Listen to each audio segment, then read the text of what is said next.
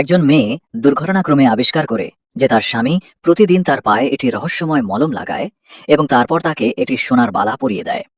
প্রথমে মেয়েটি এটাকে গুরুত্ব দেয়নি, এমনকি ভেবেছিল এটা তার স্বামীর দেওয়া একটি উপহার।